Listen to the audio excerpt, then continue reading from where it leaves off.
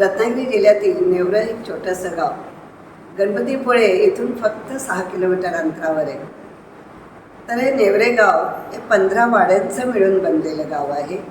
त्यापैकी लावगणवाडी जी आहे त्या वाडीतल्या ग्रामस्थांनी, म्हणजे इथे सगळे गजानन भक्तच आहेत, तर या सगळ्या ग्रामस्थ भक्तांनी 1983 साली श्री गजानन महाराजांचं सुरेख मंदिर त्यांच्या या वाडीत उभारलेलं आहे.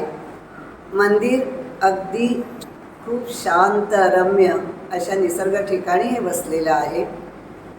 म्हणजे असं म्हणतात की गजानन महाराज शेगावला करोडो भक्तांच्या समस्या ऐकून ऐकून क्षणभर विसाव्यासाठी या नेवरे गावी येऊन राहिलेले आहेत.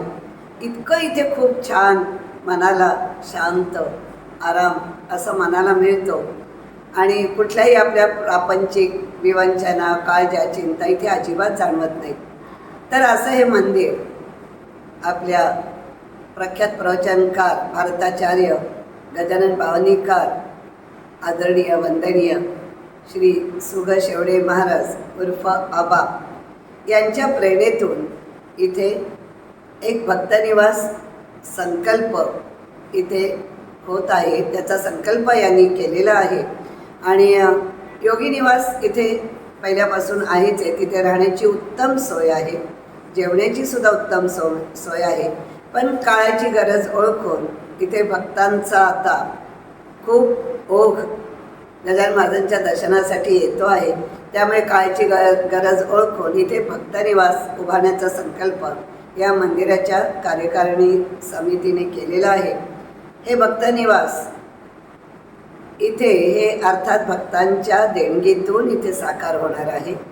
तर शेगावला जसं आहे तसाच ती शेगाव म्हणायला काही हरकत नाही. तर इथे तिथल्याप्रमाणेच जे 4 लाख रुपये देणगी देऊन तुम्ही इथे आपली एक रूम आपल्यासाठी बुक करू शकता. रूम जी आहे ती अर्थात टॉयलेट, बाथरूम अटॅच अशी रूम राहील आणि लिफ्टची सुद्धा सोय राहील. रूमच्या बाहेरच्या बाजूला भिंतीवर देणगीदाराचं नाव इथे लिहिलं जाईल. ही रूम तुम्हाला वर्षातून 15 दिवस वापरता येईल आणि शेगावप्रमाणेच इथे तो नियम आहे की तुम्ही एका वेळेला फक्त 3 दिवस या रूममध्ये वास्तव्य करू शकता. तर इथल्या या अशा सुरेख निसर्गरम्य झाडांच्या कुशीत, आंब्याच्या हिरव्यागार सावलीत विसावलेले हे सुरेख गजानन महाराजांचं मंदिर मूर्ती पण अतिशय मोहक आहे. मनाला जी प्रसन्नता शेगावला मिळते तीच आपल्याला इथेही मिळते.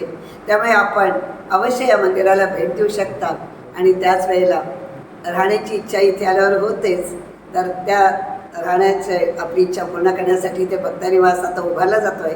तर या भक्तनिवासासाठी आपण सर्वांनी सगळ्या हाताने मदत करावी हीच माझी तुम्हाला प्रार्थना आहे. जय गजानन, श्री गजानन.